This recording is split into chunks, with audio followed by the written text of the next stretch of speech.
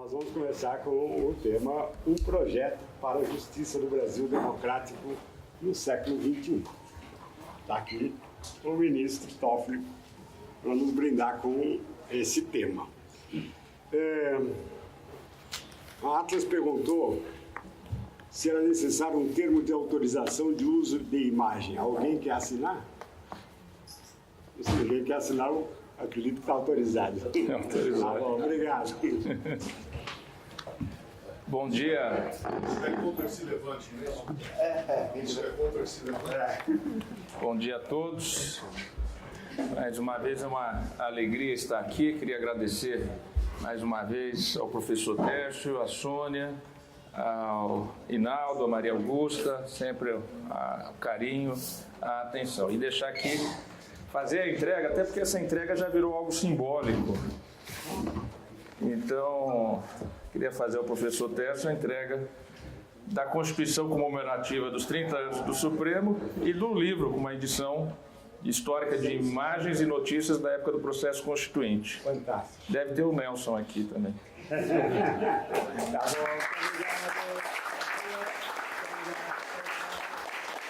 bom, muito obrigado. E para a Sônia, uma lembrança que a Roberta mandou, deixou. A Roberta foi embora hoje cedinho. Obrigada. Amanhã.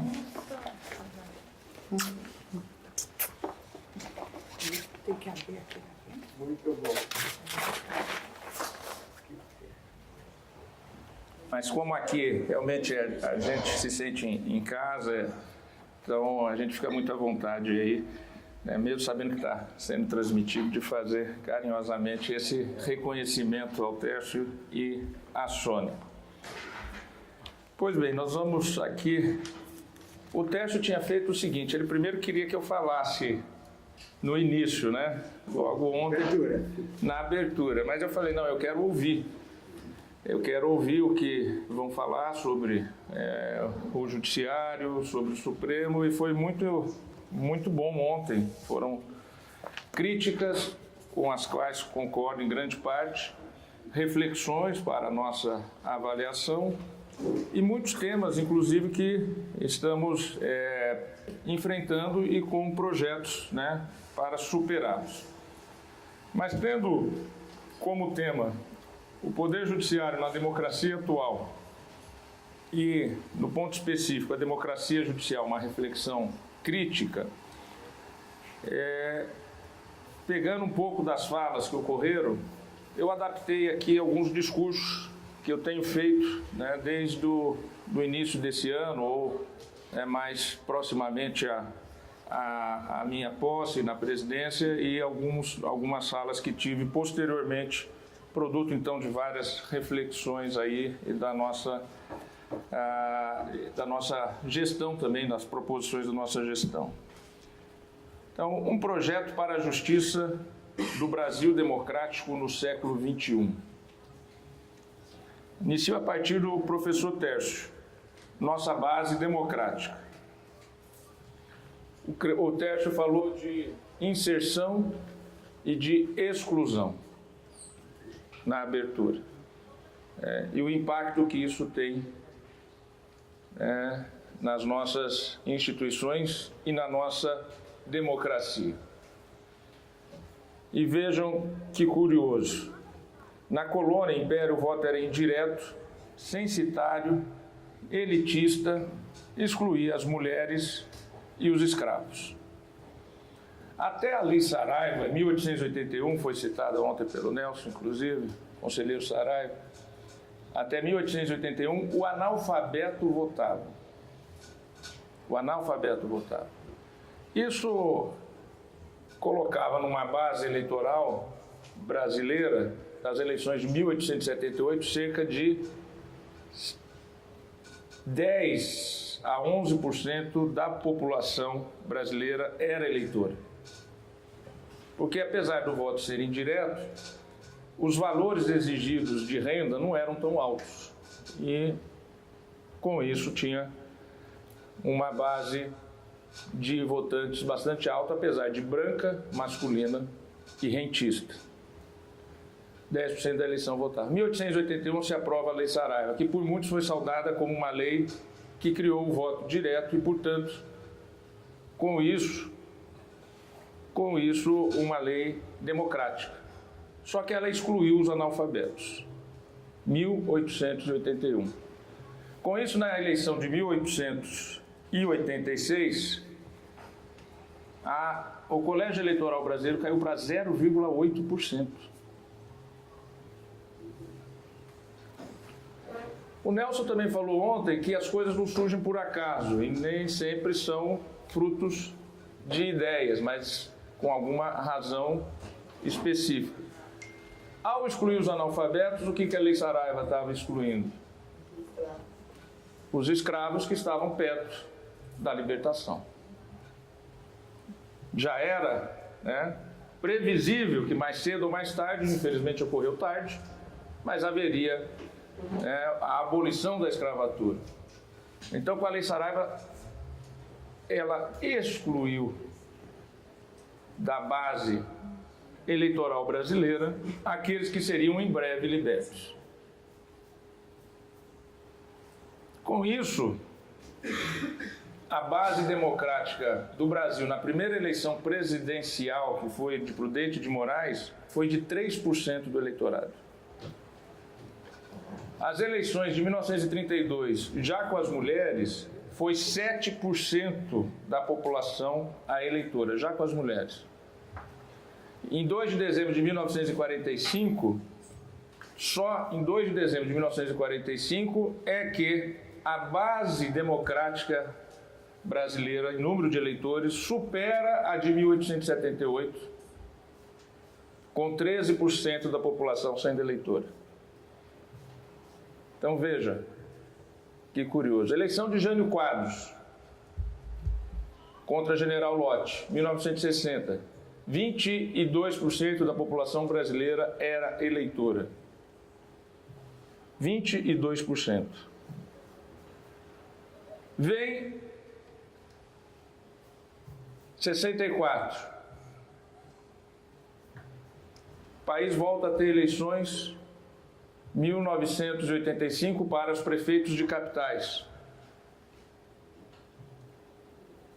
Prefeito de capitais. Antes dessas eleições, ainda em 1985, o presidente da República, que era o vice de Tancredo, e assume em razão do falecimento de Tancredo, José Sarney, envia ao Congresso Nacional uma emenda, uma proposta de emenda constitucional.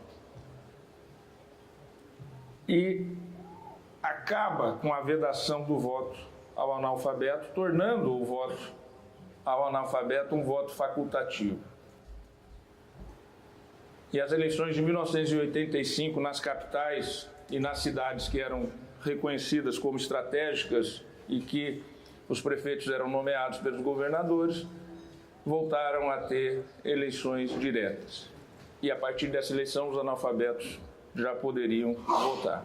Eleição geral com participação de analfabetos desde 1878 até 1986 não teve. Foram mais de 100 anos de exclusão. Qual foi a base de colégio eleitoral em 1986? 72% da população. Então, nós saímos, se compararmos 1886 para 1986, de 0,8% da população eleitora para 72% da população eleitora. Se nós compararmos antes de 64, pós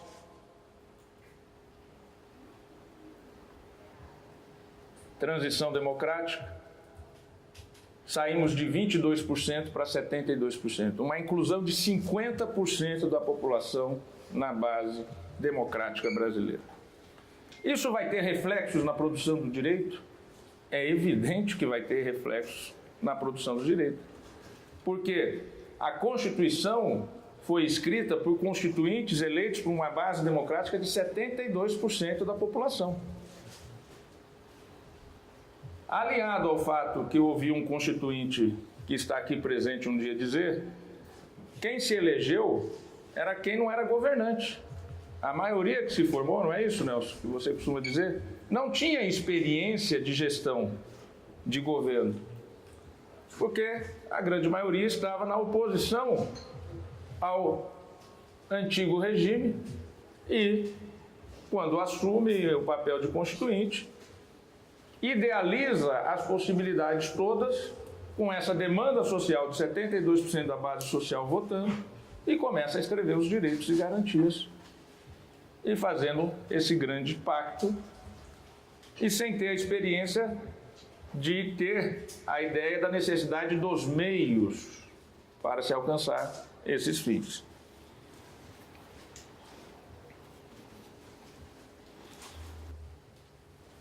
A Constituição de 1988 traz uma ampla proclamação de direitos, sejam eles individuais, coletivos, sociais, econômicos, culturais e de proteção a minorias. Para garantir esses direitos, o que se pensou naquele momento? E aí dá para entender um pouco o papel da criação do Ministério Público no Brasil com as características que ele tem, que são distintas de qualquer outro lugar do mundo. Porque na maioria dos países do mundo o Ministério Público é o proponente da ação penal. No Brasil, muito além disso, ele tem ação civil pública, ele tem instrumentos de investigação civil, inquérito civil, ele defende o meio ambiente, defende o patrimônio cultural, o patrimônio artístico, enfim, os direitos difusos. Se olhava para essa nova Constituição cheia de projetos, ideias, coisas boas, e se perguntava, mas quem é que vai garantir esses direitos? Quem é que vai ser o garantidor? Nós temos que ter instrumentos de acesso à justiça, porque a justiça é que vai ser depois acionada para fazer a efetividade desses direitos. Não é à toa que, do ponto de vista da teoria jurídica, se escrevia sobre existência, validade e eficácia. Depois vem Barroso e escreve efetividade. Não basta existir, não basta ser válido, não basta ter projeção de eficácia.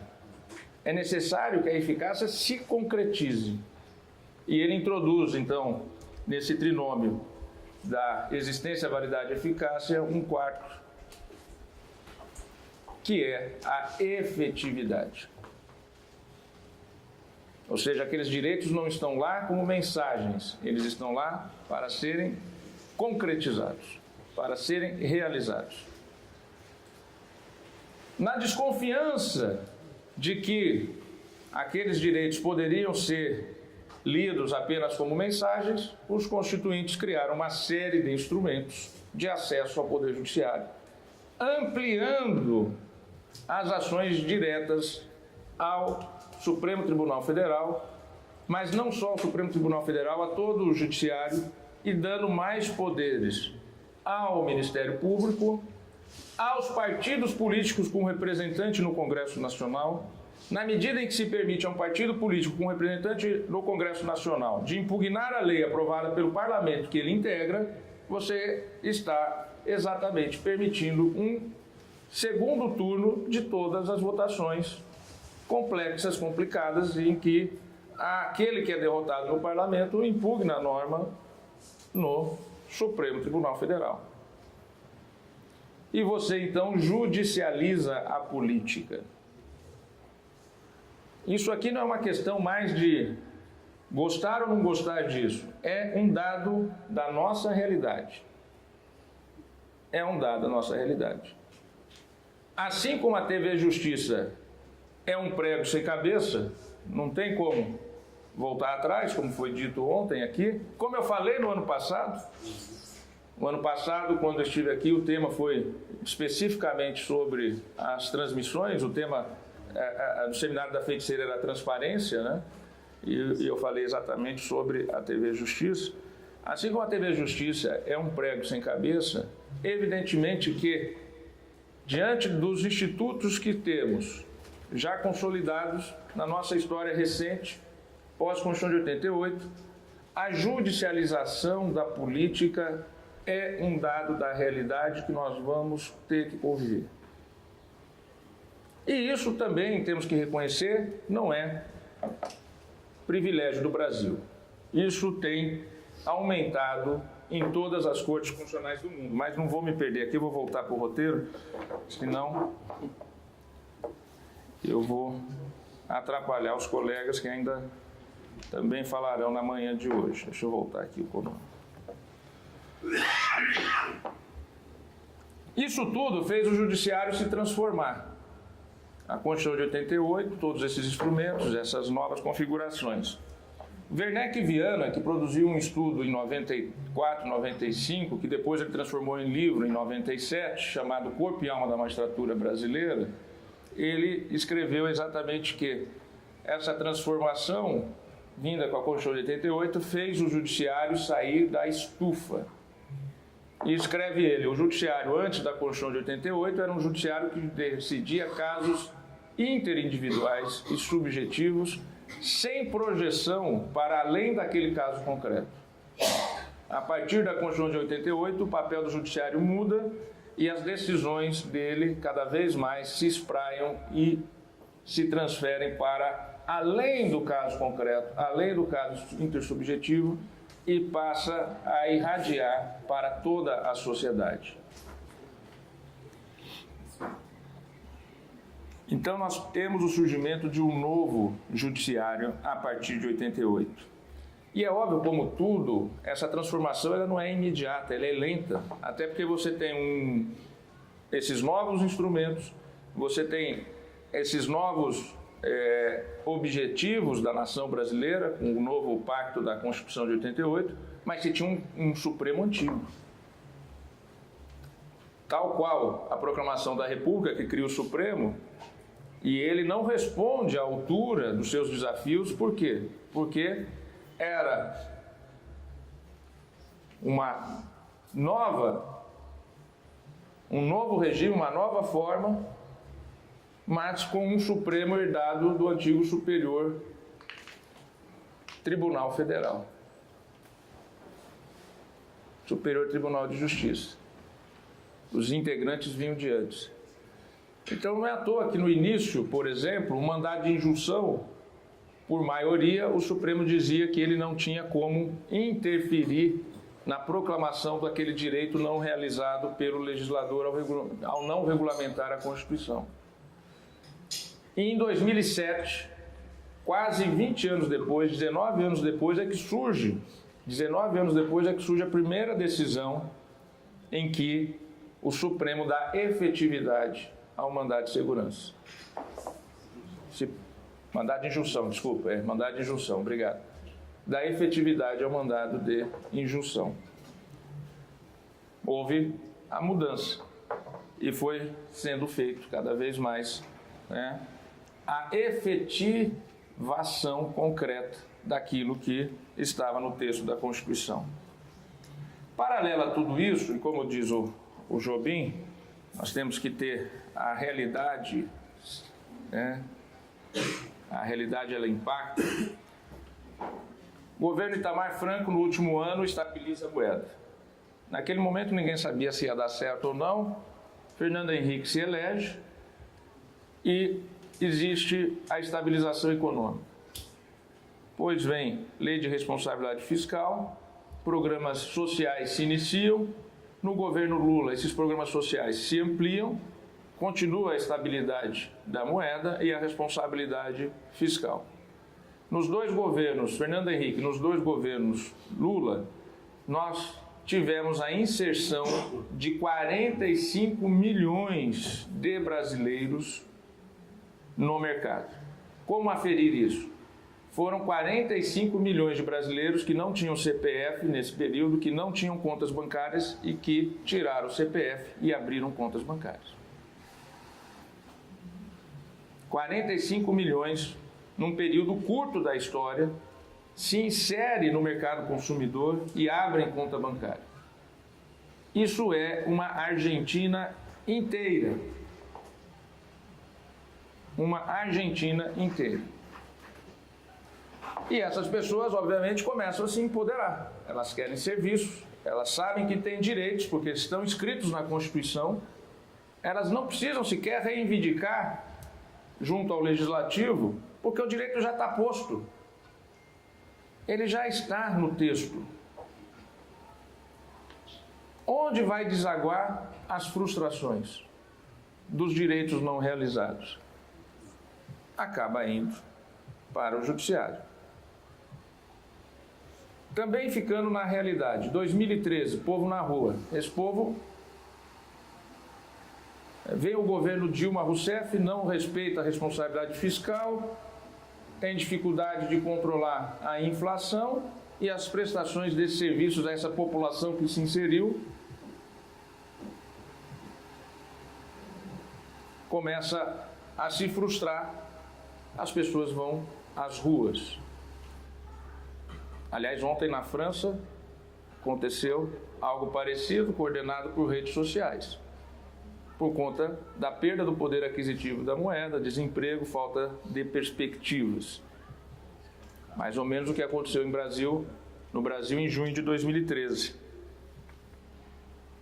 2014, umas eleições disputadas, na qual começa o discurso do ódio. Nas eleições de 2014 começa o discurso do ódio. Eu me lembro, nós que sempre estamos em congressos, seminários de direito e temos o privilégio de conviver com o ministro Zé Paulo Sepúlveda Pertence, me chamou muita atenção um congresso de eleitoral em Curitiba em maio de 2014. Eu era presidente do TSE à época e também falei nesse congresso em Curitiba e escutei a fala de Pertence. E Pertence disse o seguinte: em toda a minha vida no país, e ele falava assim, eu passei por 60, passei por 61, passei por 64, mas eu nunca vi um discurso de ódio como esse que se introduziu no Brasil. E ele falava em maio de 2014. Ali surgiu o discurso do nós contra eles, de todos os lados. E isso tem consequências, porque as palavras, elas não agem em vão, elas não saem em vão. As palavras têm força. Não é só a realidade, Nelson. As palavras têm força. E ali se plantou, naquela eleição acirrada, a ideia do ódio. E ali, por exemplo, surgiu a impugnação do resultado da eleição. A semente dessa desconfiança em relação à urna eletrônica. O PSDB gastou 2,5 milhões de reais, 2,5 milhões de reais, e chegou à conclusão que não havia nenhum problema. E nem teria como haver, porque o mesmo sistema que deu a vitória ao Aécio em São Paulo, lhe deu a derrota em Minas. Se tinha algum problema no sistema, ele tinha sido derrotado também em São Paulo. Mas ele mesmo disse que ele tinha que dar uma satisfação para o eleitor dele de Minas, que se viu frustrado. Perdeu a eleição em Minas. 2015. Na verdade começou após o segundo turno de 2014, mas começa a ganhar corpo maior em 2015, as operações, a mais conhecida delas, a Operação Lava Jato, que começa a envolver a classe política e classe empresarial no Brasil. 2016, vem o impeachment da presidente Dilma Rousseff e cassação do presidente da Câmara. 2017, 2 denúncias apresentadas contra o presidente da República que substituiu a presidente que sofreu o impeachment. 2018, condenação e prisão de um ex-presidente da República, greve dos caminhoneiros, eleições, mais uma vez, disputadas e incertas até o seu resultado final, do ponto de vista de quais seriam os atores que sairiam, se sagrariam vencedores, com enormes surpresas, principalmente no que diz respeito ao Congresso Nacional, com uma renovação que ninguém imaginava do ponto de vista de pesquisas e de perspectivas. Tudo isso passou pelo Poder Judiciário. Tudo isso. Eu destaquei 1 ou 2 pontos por ano, mas inúmeros outras questões também complexas foram levadas ao Judiciário, mas todos esses que eu citei foram levados ao Poder Judiciário, em especial ao Supremo Tribunal Federal. Pode concordar ou discordar, e deve-se criticar, mas se nós olharmos esse panorama de 2013 até hoje, o Supremo se ouve bem ou não? Eu digo que se ouve bem. Conseguimos ser um porto seguro de estabilidade entre os poderes, arbitrar esses conflitos que não são pequenos, não são médios, não são grandes, são enormes desafios. E fazer a transição entre um governo que se iniciou em 2015 deslegitimado, sofre o impeachment em 2016, assume um vice-presidente que é denunciado, depois chegamos às eleições de 2018. O Judiciário foi o fio condutor da estabilidade do país nesse período. E por isso ele passou a ter um protagonismo maior. Para além daquele protagonismo que era dar a efetividade dos direitos para uma sociedade que se insere no mercado de trabalho, quer os serviços, quer os seus direitos, ele também teve que cuidar, para além do presente, das perspectivas futuras. Teve que dar perspectivas futuras para a sociedade.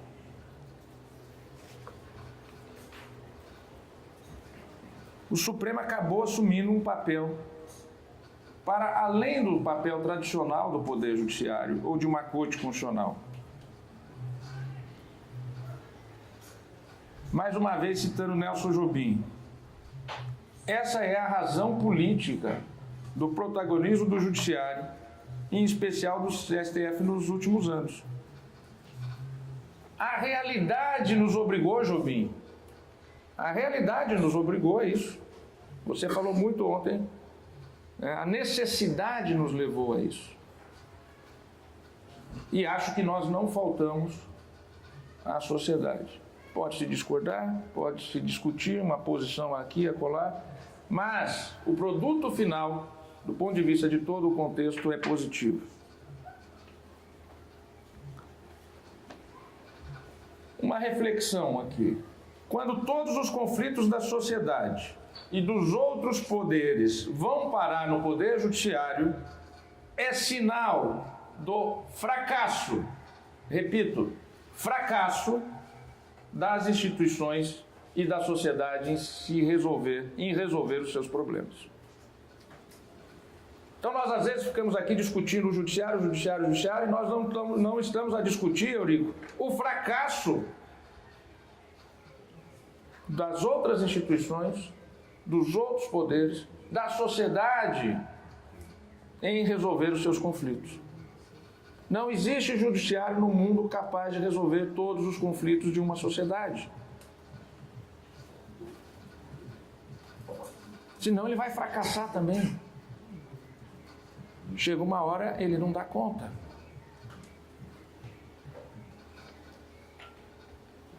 E nós vivemos hoje, na nossa sociedade, a judicialização de tudo. Até a boa-fé, Tércio, Celso, se judicializa hoje. Não se presume mais a boa-fé, ela tem que ser judicializada. Ela tem que ter um trânsito em julgado para ter uma garantia que você agiu de boa-fé.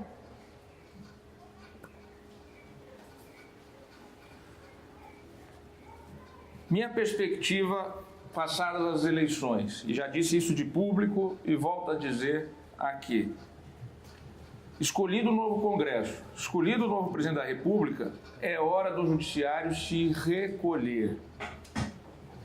Em que sentido? Em que sentido? É preciso que a política, e aqui eu vou ser cuidadoso, né? Porque como está sendo transmitido, isso vai ficar gravado, né? Então eu vou seguir aqui o roteiro sem muito...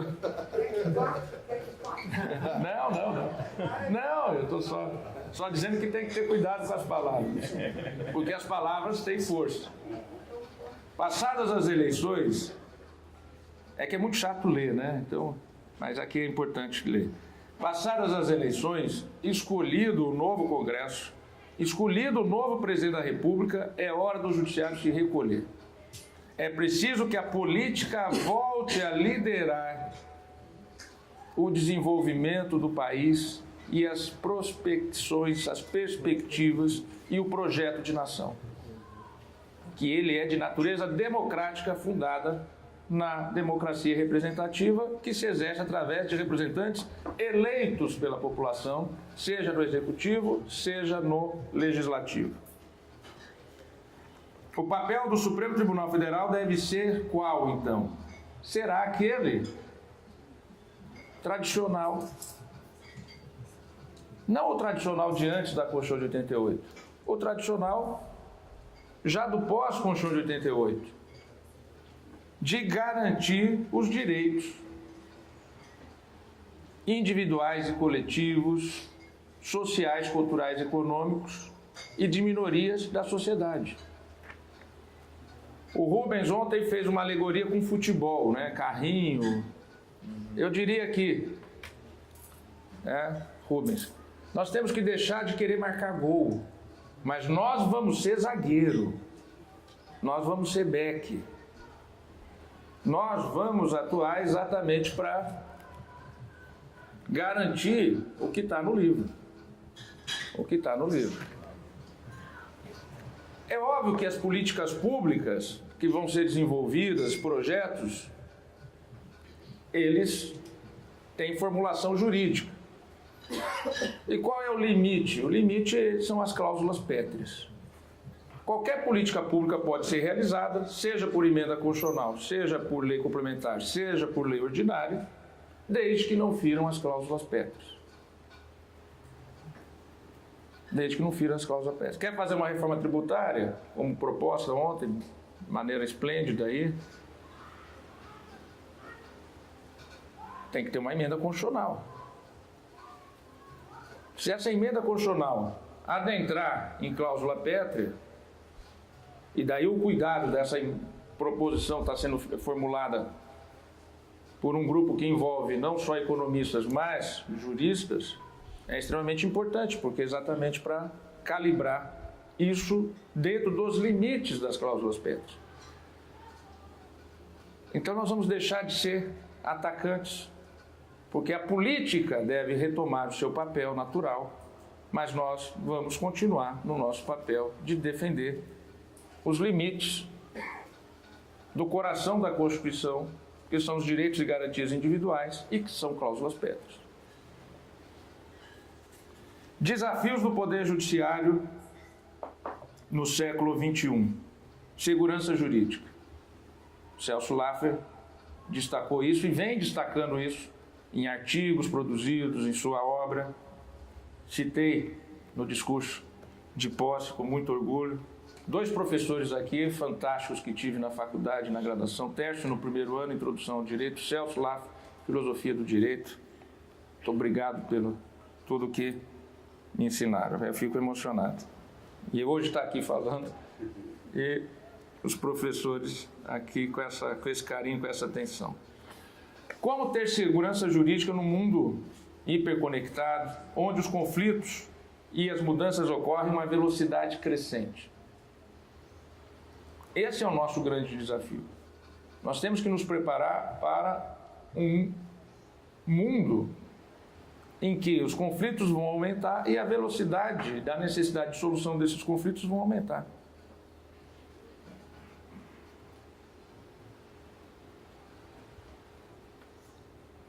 E aí uma constatação que adverte Laffer: Estamos perdendo cada vez mais o contato com a lei.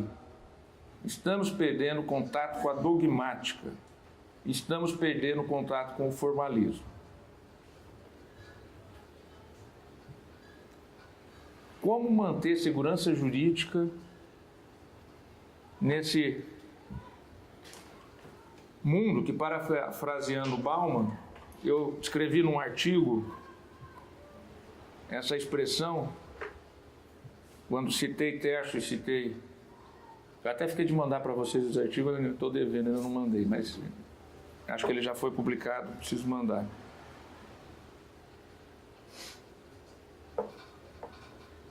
Nós temos que ter cuidado para não criarmos um direito líquido.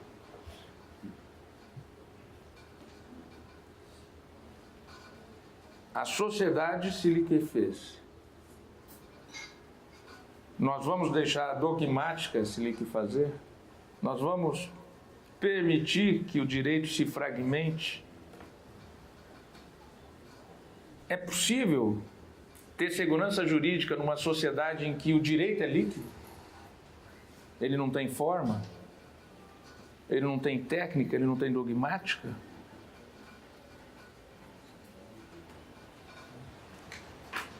Eu não vou citar nomes, não vou falar de jurisprudência ou de decisões, mas todo mundo aqui reflete um pouco sobre isso. Essa liquefação do direito.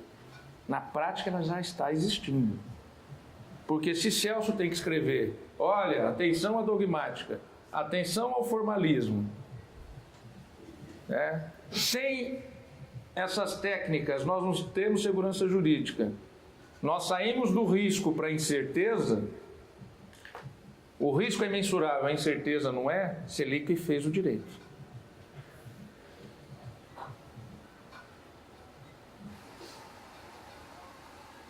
E algumas coisas que aparecem, começam a aparecer na jurisprudência, em decisões, parecem algo também já liquefeito, que é difícil dar conteúdo e forma.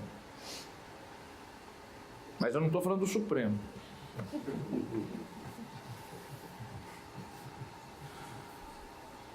O problema é que corremos o risco dos institutos e conceitos se dissolverem e não serem substituídos por outros. Deus está morto, e daí? O que vem no lugar? O direito se liquefez, as formas, a dogmática, e o que vem no lugar? Vem a incerteza.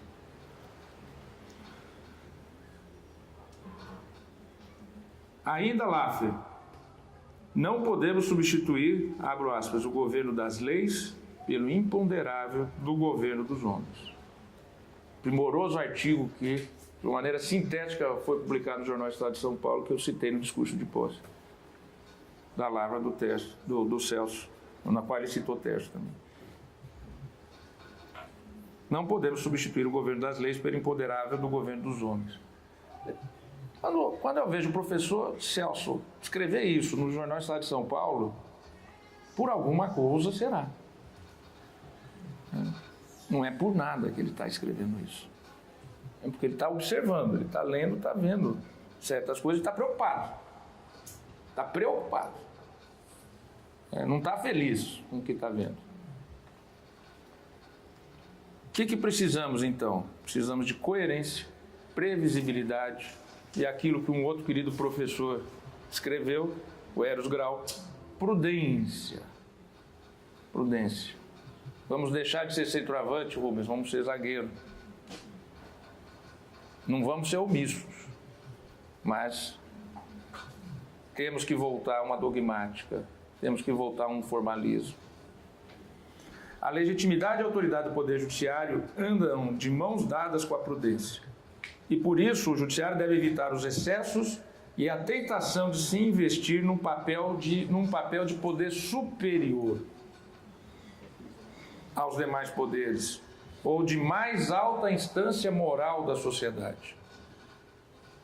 Nós não podemos nos achar o superego da sociedade. Estarmos acima da sociedade. E aí, aquilo que foi dito também logo no início. Eu decido porque eu posso? Ou eu posso porque decido, Tércio?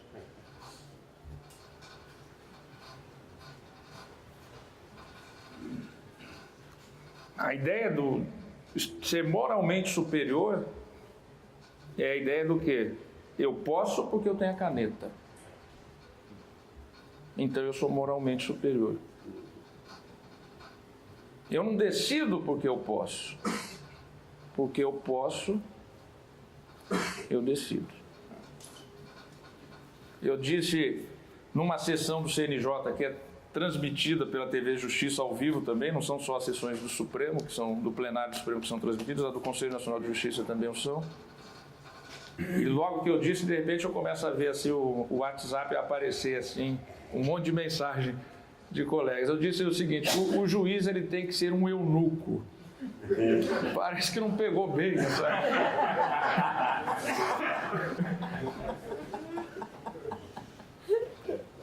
Talvez por isso que o Jobim saiu logo, né? Vai que sobra, né? O juiz tem que ser um eunuco. Que sentido? Eu esclareci. Ele não pode ter desejo. Se você quer ter desejo, vai para o executivo, vai para o legislativo, vai para a sociedade civil, funda uma ONG, vai para a universidade, vai para a faculdade. Juiz não pode ter desejo. É óbvio que isso não significa que você tem que ser o juiz, o boca da lei.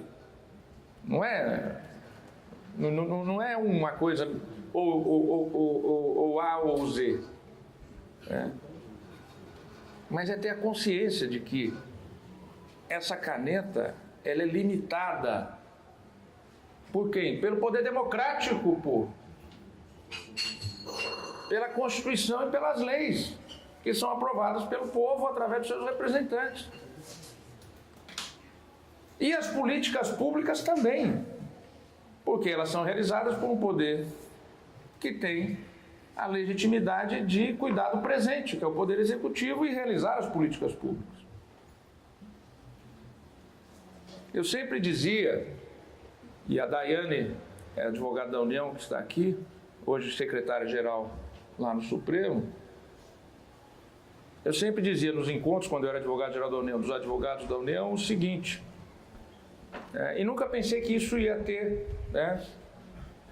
repercussão, e depois, quando eu voltei à AGU hoje, e quando encontro advogados da União, procuradores da Fazenda, procuradores federais, eles sempre contam que isso é uma coisa que marcou. Eu sempre dizia o seguinte, a Advocacia Geral da União é órgão de Estado, não é órgão de governo. É órgão de Estado, até porque atende a todos os poderes. Quando há um problema que envolve o Poder Judiciário, quem vai fazer a defesa é o advogado da União. No consultivo, eles prestam consultoria exclusivamente ao Poder Executivo. Porque, obviamente, todos os poderes têm consultores próprios para a parte consultiva. Parecer em licitação, coisas do tipo. Bom, eu sempre dizia o quê? A advocacia pública é uma advocacia de Estado e não de governo. Mas, ao governante eleito, representante pelo povo, pedir uma política pública, você não pode dizer não. Porque ele é o legitimado, não é você, advogado da União. Você só diga não se aquilo ferir cláusula pétrea. Porque se ferir cláusula pétrea, aquela política pública não tem como ser realizada. Porque nem por emenda constitucional ela vai poder ser realizada.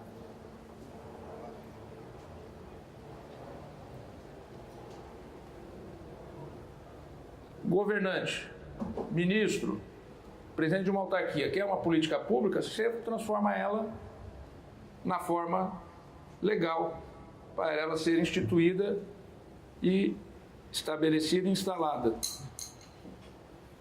Mas a Constituição não permite isso. Se não fere cláusula pétrea, o que você propõe? Uma proposta de emenda constitucional. Simples assim. E falava isso sempre, né, Daiane? Sempre, sempre, sempre. Isso pegou. Hoje as pessoas falam assim. Isso. Então,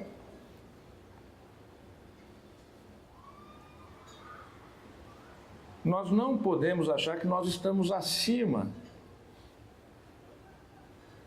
dos demais poderes ou da sociedade como um todo.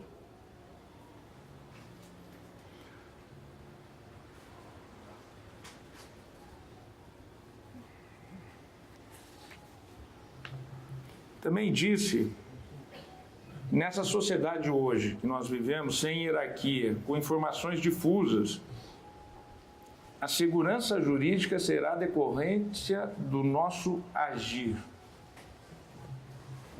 e não de uma relação de comando. Nesse mundo de hoje, a nossa ação ela é muito mais forte do que a ideia de um comando.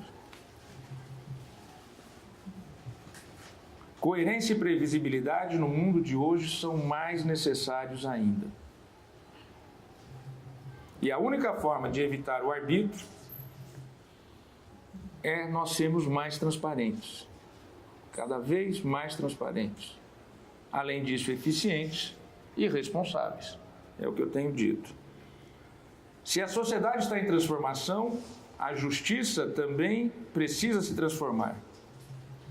E já que ontem encerramos brilhantemente com o Garcês falando de Shakespeare, Garcês, a transformação é uma porta que se abre por dentro. Nós temos que, nesse nosso agir, abrir essa porta e nos transformarmos. E essa chave, para mim, é a transparência, a eficiência e a accountability. Estar aqui presente num seminário como esse, 3 dias, é uma forma de transparência e é uma forma de accountability também. E de coragem. E a eficiência nós vamos tentar demonstrar aqui. Mais adiante, eu não sei se tem um pouquinho de tempo ainda, né?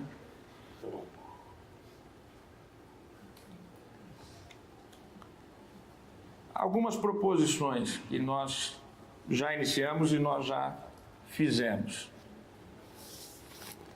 Nessa ideia de mais transparência, mais eficiência e nos darmos a cobrança. Logo que eu tomei posse, em 10 dias preparei uma pauta para todo o resto do ano. E estamos trabalhando nessa pauta que foi apresentada com bastante antecedência. Quem criou a pauta dirigida no Supremo foi o Nelson. Até o Nelson assumir a presidência, quem definia que processo chamar era o Luiz Tomi Matos, que não era ministro, era o secretário da mesa. Por mais de 30 anos foi secretário da mesa. Aí o Jobim criou a pauta dirigida. Aí o Jobim, na quinta-feira à noite, ele anunciava os processos que iam entrar na semana seguinte. E assim ficou até a gestão da Carmen. Na gestão da Carmen, ela iniciou 2 semanas, depois, mais adiante, ela colocou o mês inteiro. E a minha proposta, o que nós estamos trabalhando para apresentar daqui 2 semanas, é a pauta do primeiro semestre inteiro do ano que vem. Primeiro semestre inteiro. E eu penso que isso vai ser transformador. Isso é uma porta que se abre por dentro. Por quê? A academia vai poder estudar os pontos que estão pautados com antecedência, contribuir. Muitas vezes a gente tem que julgar casos lá que você sabe que vai entrar em pauta 1 semana antes, 2 semanas antes, e são os mais complexos do mundo. Não tem quem dê conta de saber as consequências daquelas decisões. Por isso que aconteceu o caso precatório. Se pensou, vou fazer justiça aqui. Só que quando viu as consequências, o próprio autor da ação direta pediu para que a decisão ficasse suspensa. Que é a Ordem dos Advogados do Brasil, Conselho Federal. Então, uma pauta previamente lançada, com antecedência, vai trazer maior transparência.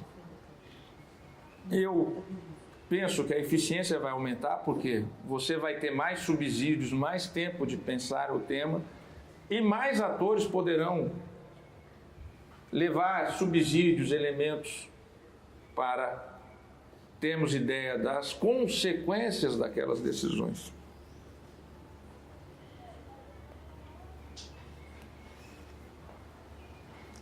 Vamos dar prioridade a processos já iniciados. Uma das críticas faladas nesses dias foram os pedidos de vista, que se perdem de vista. E fizemos um levantamento. 113 processos têm vistas devolvidas. 113. Então eles têm que ser chamados. O julgamento já começou. 113 processos com vistas devolvidas. Vamos estabelecer um pedido de vista, na semana seguinte devolve. Tem 113 na fila, Rubens. O que tem que fazer é começar com o diálogo, com a franqueza, com os colegas. Vamos resolver, vamos tirar isso da frente, vamos dar prioridade a isso, vamos encerrar esses julgamentos.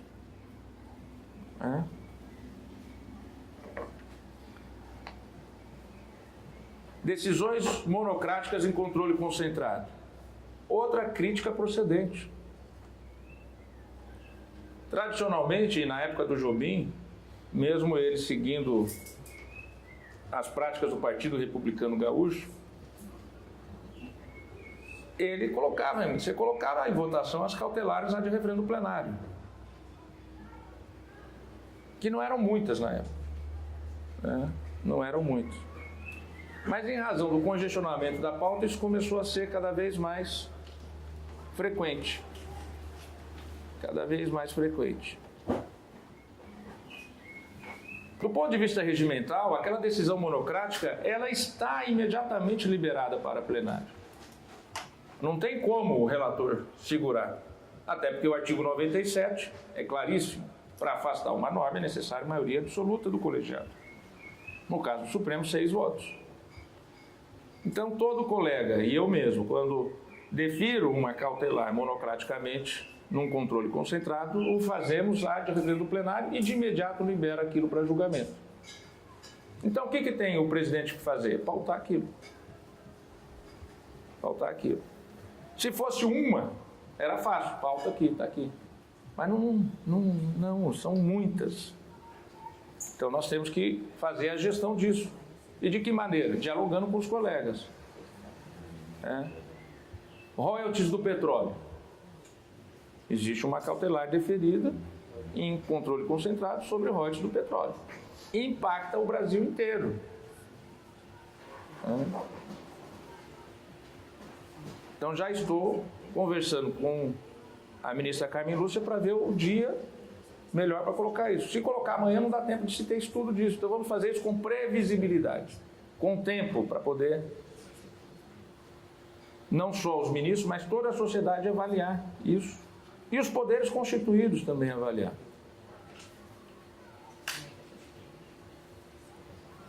Então, provavelmente um tema que vai ficar para o segundo semestre do ano que vem. É um tema bastante complexo. Mas, quando ele for anunciado, ele vai ser anunciado com 6 meses de antecedência. Essa é a ideia. Que é um dos temas mais complexos que nós temos hoje, do ponto de vista de impacto na repartição de receitas do país inteiro. E que está com uma decisão monocrática e tem que ser julgado pelo colegiado, seja para um lado, seja para outro. Enfim, tem que se decidir. E as repercussões gerais? Que já diminuímos muito de colocar os temas de repercussão geral. A repercussão geral, ela veio com a ideia de desafogar o Supremo e, por outro lado, de estabelecer a repercussão geral como precedente numa fusão entre o sistema romano-germânico com o sistema anglo-saxônico.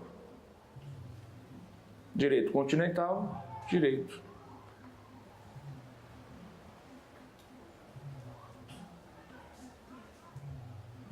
common law. Só que o que ocorreu? Você para todo o processo decisório de uma nação inteira naquele tema. Isso não é bom. Porque, ao contrário do sistema norte-americano, que seleciona todo ano o que vai julgar e o que não vai julgar, nós somos obrigados a deliberar sobre e não descartamos. E não descartamos os casos. Agora que estamos começando a discutir, e penso que para o começo do ano que vem vai estar maduro, a ideia de começar a retirar a repercussão geral de alguns casos. Assumindo a responsabilidade de dizer para a sociedade, ó, esse tema vamos destravar, não vamos decidir, ou não vamos decidir agora, ou porque, na verdade, não é constitucional, é infra, ou porque não tem a repercussão geral necessária, e vamos destravar para que as instâncias ordinárias possam sobre ele deliberar. Porque os juízes, né, na primeira instância, nos tribunais locais e nos tribunais superiores, ficam travados aguardando aquela decisão de determinado tema.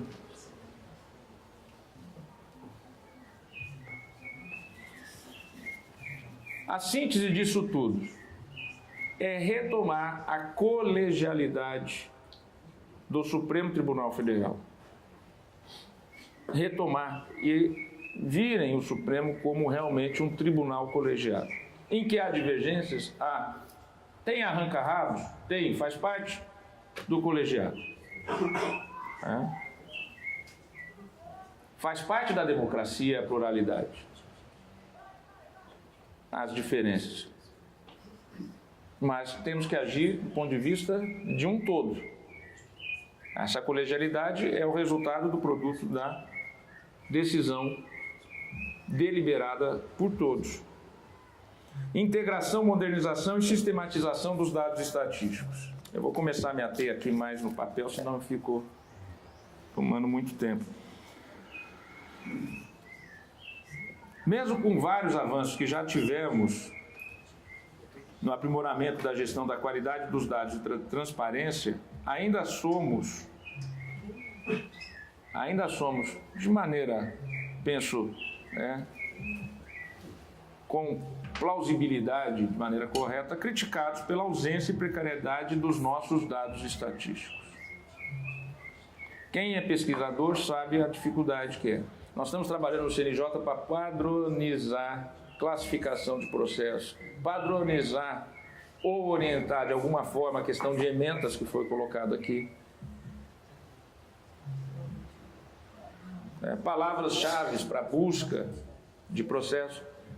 Se eu perguntar lá no CNJ quantos processos tem em relação a pedidos de creche para crianças que estão na primeira infância, nós não temos esse dado. E se nós pedimos para levantar esse dado, como as classificações não são adequadas, esse número não vai ser verossímil. Então não adianta também, nós temos que começar isso com uma normatização da classificação e ao mesmo tempo que a gente vai procurando esses dados. E aí o Eurico está no Departamento de Pesquisa Judiciária do CNJ, né? Já tivemos a primeira reunião nessa gestão e esse trabalho do DPJ é fundamental. Procuramos colocar pessoas da academia e pesquisadores exatamente para ajudar nesse trabalho, para facilitar. O Brasil trabalha muito no achismo, né? Nós não trabalhamos com estatísticas, é um país que não cuida e não se preocupa com estatísticas. Nós temos que aprimorar isso para ter o diagnóstico correto, né? E usar a velha metodologia do ver, julgar e agir, né? Para eu agir, eu tenho que fazer um julgamento. Isso em qualquer área, não estou falando do julgamento judicial. Tomar a decisão, qual é a prioridade. Para eu agir, eu tenho que julgar. Para eu julgar, eu tenho que ver.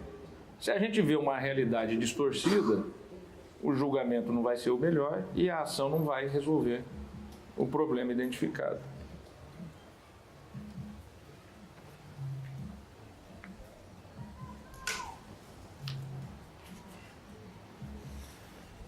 Qual é o objetivo final? Criar uma única base de dados nacional com um extenso repositório de dados processuais a ser utilizada no desenvolvimento de diagnósticos precisos e confiáveis que subsidiem a criação de parâmetros, de diretrizes e de políticas de forma a garantir a celeridade processual.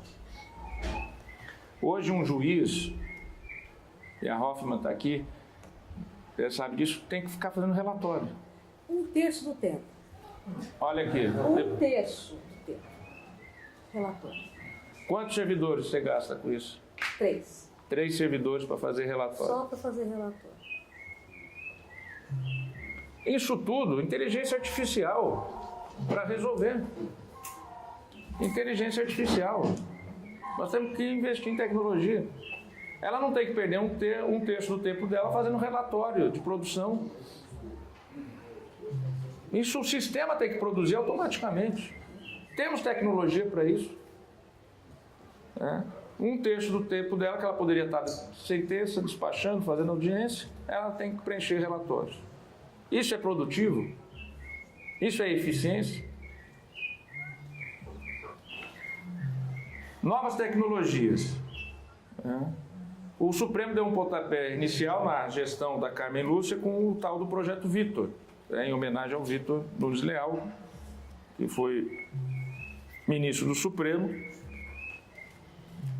e que foi o idealizador das súmulas, dos enunciados.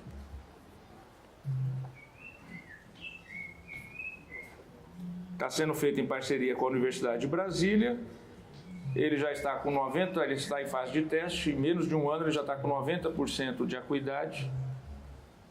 Ele identifica os temas de repercussão geral e o tempo de ganho de produtividade é algo extraordinário.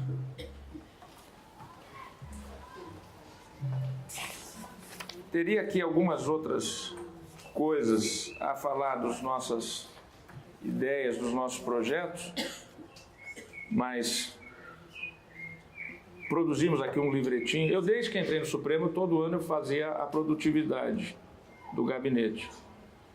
Eu iniciei lá, Joaquim, com 11.200 processos e passei para a Carmen em 2.000. E nesse período entraram cerca de 50 mil.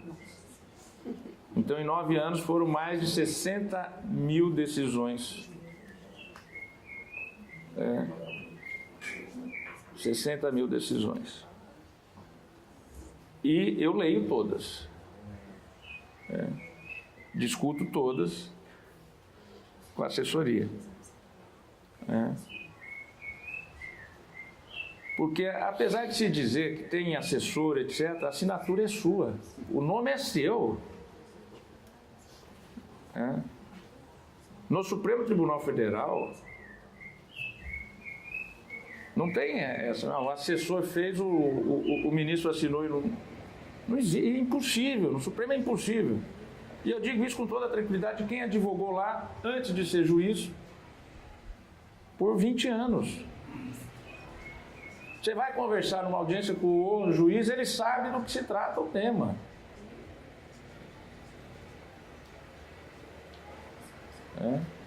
Ele sabe.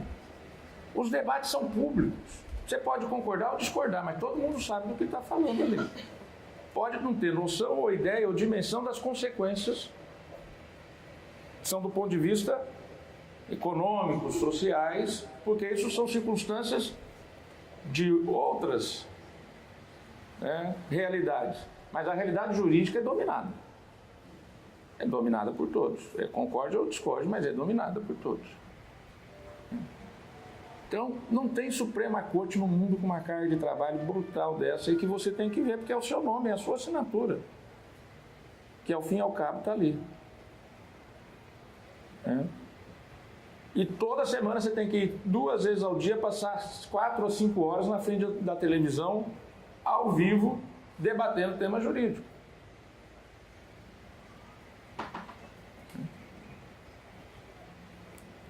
No que diz respeito às consequências, eu penso que a pauta dirigida vai ser exatamente a transformadora de você ter possibilidade de ter um aprofundamento que vá para além do jurídico e que se espraia como consequência em outras áreas e outras funções.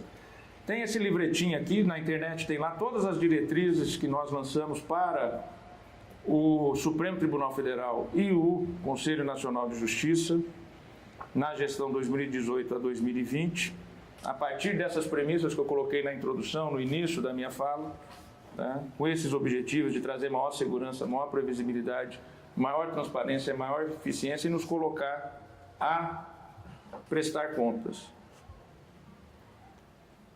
E alguns aqui, Conselho Nacional de Justiça. Já fizemos várias parcerias com o CNMP, Ministério dos Direitos Humanos, Ministério da Justiça, Ministério da Segurança Pública. Estamos com projetos na área dos presídios. Já fizemos um convênio com o PNUD. Isso tudo em 2 meses.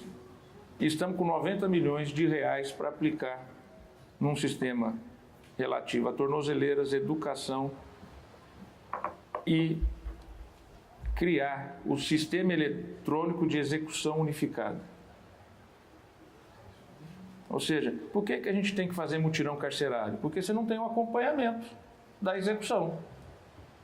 O Gilmar Mendes descobriu que tinha gente lá esquecida há 7 anos, já tinha cumprido pena e estava preso. E não foi 1, não foi 2. Teve um caso no período que parece que eram 14 anos. E a pena já tinha cumprido e ele continuava preso. Então,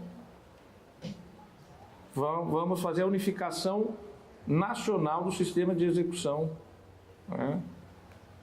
Daqui 2 anos, no Seminário da Feiticeira, eu já vou estar fora da presidência, pode cobrar.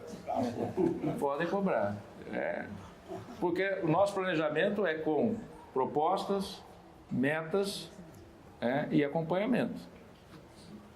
Em menos de 2 meses, nós assinamos convênio com segurança, o dinheiro foi repassado, foi aprovado no Congresso Nacional um PLN,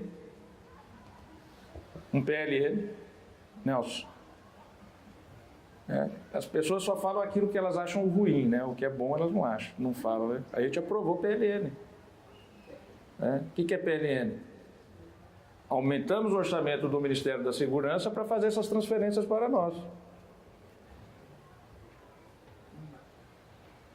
Então, aumentou o orçamento do Ministério da Segurança para esse dinheiro vir do Executivo para o CNJ.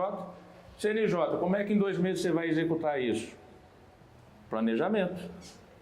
Acordo com o PNUD.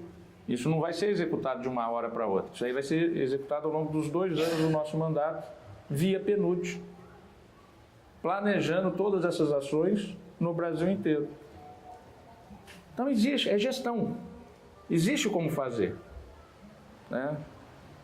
Existem os entraves, como é que vai contratar sistemas, isso aqui. Tem soluções.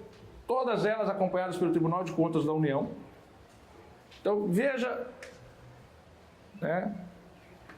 gestão é diálogo. Tudo isso dialogado. Tudo isso aqui, só essas ações aqui do Sistema de Execução Unificada passa por diálogo com o Congresso Nacional para aprovar o projeto de lei. Isso envolve o Presidente da República, envolve o Executivo, envolve o Legislativo. Convênio com o Ministério da Segurança Pública. Convênio com o PNUD. Para fazer o convênio com o PNUD, você tem que ter o MRE. O Celso foi ministro, foi chanceler, ministro do Ministério das Relações Exteriores, aquela agência brasileira de assistência. Tivemos lá o apoio do embaixador atual que está lá à frente, o Rui... Agora me fugiu o nome dele. Era isso o João Albino, mas ele já está... Não é mais, é um outro, que nos deu todo o apoio, e o nosso presidente do 11 de agosto, que é o atual chanceler, o Aloysio também. Tribunal de Contas da União, porque eu quero segurança jurídica. Eu quero segurança jurídica também. Eu sou gestor, eu quero segurança jurídica. E eu sei que eu não quero incerteza, muito menos o risco. Eu quero ter a certeza de que, como gestor, eu não vou ter problema. Então, envolvido também é o Tribunal de Contas da União nesse arranjo todo, que é um arranjo do bem, um arranjo bom, né? Então, vocês imaginam, isso tudo demanda tempo, demanda energia, demanda diálogo, demanda articulação. Se você quiser agir com comando, Eurico, você nunca vai realizar isso.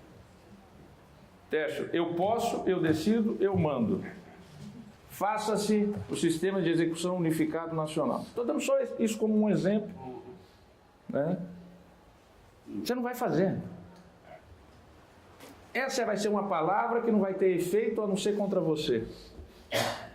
Porque vai ser o efeito do fracasso depois.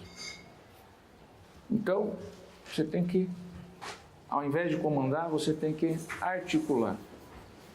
Né? Tem que articular. E articular com as diferenças. Respeitando, isso aqui pode, isso aqui não pode. Né? Bom, teria aqui uma série de outras coisas, mas já falei demais aqui. Eu gostaria de estar exatamente mostrando aqui uma série de programas. Né? Algo importante, né? A justiça restaurativa, atenção às vítimas. Muitas vezes o judiciário é visto apenas como aquele que cuida do bandido, né? Mas não cuida da vítima. Então, estamos com um projeto. Nosso trabalho na área de direitos humanos, o Convênio de Direitos Humanos, é voltado à violência doméstica, é voltado à violência contra a criança. Que eu sempre defendi, essa é a maior violência que tem, porque o maior bandido que existe no Brasil, ele vai ter direito a um advogado pago pelo Estado para fazer a defesa dele. Uma criança que é violentada, ela não tem advogado de defesa, ela não tem voz. Né? Já assinamos convênios, inclusive com a Rainha da Suécia, com a ONG que ela preside agora em São Paulo, para quê? Para criar, aprimorar, porque já existem, né? Não estamos inventando a roda, é sempre bom dizer isso. Muitos desses projetos são projetos que já existem, mas que não tinham caráter nacional. Né? No que diz respeito, por exemplo, esse convênio com o PNUD, é a primeira vez que o PNUD faz um convênio de âmbito nacional no Brasil, porque ele sempre foi convênios para políticas localizadas. É o primeiro de âmbito nacional. Vai fazer um projeto para o país inteiro, esse da unificação eletrônica da execução penal. Esse das crianças vítimas, o que é? Uma criança que foi vítima de violência, né? Seja dentro de casa, seja na escola, seja no âmbito de uma convivência, ela tem que ser preparada para falar com o juiz. O juiz tem que saber como cuidar dela, como perguntar. Né? Ela vai ser testemunha, ou ela vai testemunhar o arbítrio que ela sofreu. Isso é reproduzir o arbítrio. Ela viver de novo aquilo que criou um trauma. Como? Você tem que ter preparação para isso. Né? Então você tem que preparar os juízes que atuam nesses temas que não são fáceis. Você tem que ter toda uma equipe interdisciplinar, né, que saiba, né, lidar com a criança e que saiba educar o juiz ou a juíza que vai atuar na causa, fazer as avaliações. Então, isso aqui é um projeto que, para mim, é extremamente importante e relevante, mas ninguém divulga. Ninguém divulga. A imprensa, né? Vamos lá, assinamos lá o convênio, tal, isso aqui também, recursos, etc. Mas não divulga. Não interessa. Interessa, né, o custo do judiciário, como hoje está na manchete do Jornal Estado de São Paulo. Um projeto desse, extremamente importante, não merece uma linha na imprensa brasileira. Enfim, acho que eu falei demais, né? Como as senhoras e os senhores já ouviram falar, eu falei e escrevi sobre um pacto republicano. Primeira coisa, isso também não é invenção da roda. O primeiro pacto foi assinado pelo Nelson Jobim quando era presidente do Supremo, 2005. 2010 houve o que o Gilmar assinou. Esse de 2005 redundou em todas essas leis que estão aí. A lei da transparência, a lei de acesso à informação, a lei do crime organizado, a lei da colaboração premiada. Não é, Nelson? Estava tudo naquele pacto. nos pactos de 2005 e de 2010. Ou seja, quando se fala nessas operações no combate à corrupção, né, muitas vezes a imprensa destaca o fulano A, o ciclano B. Como se aquilo fosse, né, algo que a pessoa acordou de manhã e falou: eu vou combater a corrupção e vou sair fazendo ações. Isso é um projeto, é uma política de Estado. Foi criada a primeira reunião da Estratégia Nacional de Combate à Corrupção e à Lavagem de Ativos em dezembro de 2003 em Pirinópolis. Começou com 30 instituições. Eu tive agora, dia 16 de dezembro, agora há pouco, 23 de novembro em Foz do Iguaçu, 94 instituições, não só públicas como da sociedade civil, participando da ENCO, Estratégia Nacional de Combate à Corrupção e Lavagem de Dinheiro. De onde surgiram uma série de proposições e surgem uma série de metas e propostas. E da qual surgiram várias leis que foram colocadas nos pactos republicanos e daí viraram com apoio do Congresso Nacional, com apoio da Presidência da República. Ou seja, não haveria Lava Jato se não fossem esses instrumentos, Nelson. Se não fosse uma política de Estado. Muitas vezes nós achamos ali que são ações individuais, na verdade são ações de Estado, que reproduziram com a participação do Congresso Nacional. E neste sentido é que nós propusemos a necessidade de um pacto que tratasse de 3 temas, que é a reforma da Previdência, que é a reforma fiscal tributária, que abrange tanto a remodelagem tributária, que ontem tivemos aí um debate bastante importante, com a necessidade de fortalecer os estados e os municípios no Pacto Federativo, que a situação é bastante complicada. E, por fim, a questão da segurança pública. Necessidade de realmente... E o Judiciário... Por que o Judiciário participar de segurança pública? Porque o Judiciário faz parte. Investigação, julgamento. O Judiciário está na porta de entrada e está na porta de saída. E tem que colaborar para auxiliar nas prevenções. É possível fazer isso? É possível. Qual é a ideia da participação nisso tudo como um pacto republicano? Para essas questões serem feitas com segurança jurídica, Celso. Exatamente isso. Segurança jurídica. Para que, nesse diálogo, possamos ter uma modelagem que seja a mais segura possível. Porque senão começa a ter a judicialização e a judicialização vai derrubando as políticas públicas realizadas. Então é nessa ideia. Eu, para encerrar, verifico que nesses 30 anos de Constituição de 88, o país se transformou. Hoje, as instituições são mais fortes do que as pessoas. Nós dependemos menos de pessoas porque as instituições estão acima. Então, nós tivemos aí, nesse período, uma série de marcos que demonstram isso. Que nós conseguimos criar uma institucionalidade no Brasil e isso é extremamente importante e relevante e nós temos que saudar.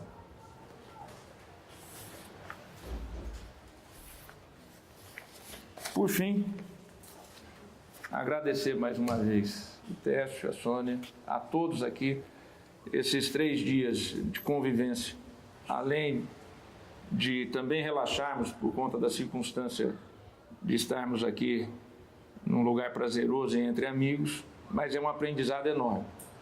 No mundo, eu tenho dito que no mundo fragmentado de hoje, em que as pessoas se comunicam por WhatsApp, o pai fala com o filho por WhatsApp, nem liga, nem escuta a voz, estar junto é uma maneira de ser revolucionário. É uma ideia de que tradição é ruptura. Manter as tradições nesse mundo fragmentado é uma ruptura necessária. Então, a convivência humana, né, afetiva, ela é algo que nós temos que cada vez mais alimentar. Vamos fazer agora o Encontro Nacional da Magistratura, que começa amanhã e vai até terça-feira, em Foz do Iguaçu. Em Foz do Iguaçu. Sempre foi feito em Brasília. Aí muitos perguntaram, por que fazer em Foz do Iguaçu? Porque lá em Brasília vai o presidente do Supremo, fala 1 hora, vai embora, os presidentes de tribunais ficam lá, depois volta para o encerramento, faz abertura e faz encerramento. Não tem convivência. Não tem convivência. Para se legitimar, a convivência é cada vez mais necessária. Então, vamos fazer em Foz do Iguaçu. E já que está sendo gravado e transmitido, eu digo para todos, sai mais barato do que fazer em Brasília. Sai mais barato do que fazer em Brasília. E você vai ficar. Nós vamos ficar lá 2 dias reunidos, né, no mesmo local de convivência, pessoas que não se conhecem, mas que estarão juntos. Num ditado do Lao Tse, né, tinha 3 amigos conversando sobre a vida e olhando as estrelas numa noite. E aí um diz para o outro, será que um dia nós vamos conseguir entender o que existe nesse universo todo? Será que um dia nós vamos alcançar um conhecimento para saber o que nós somos, o que é a Terra, o que é esse universo, essas estrelas? Aí o outro diz, sei lá, acho que é impossível. Para de bobagem. Aí o terceiro deu risada, né? Deu risada. E aí a conclusão e os 3 ficaram mais amigos do que eram. Muito obrigado.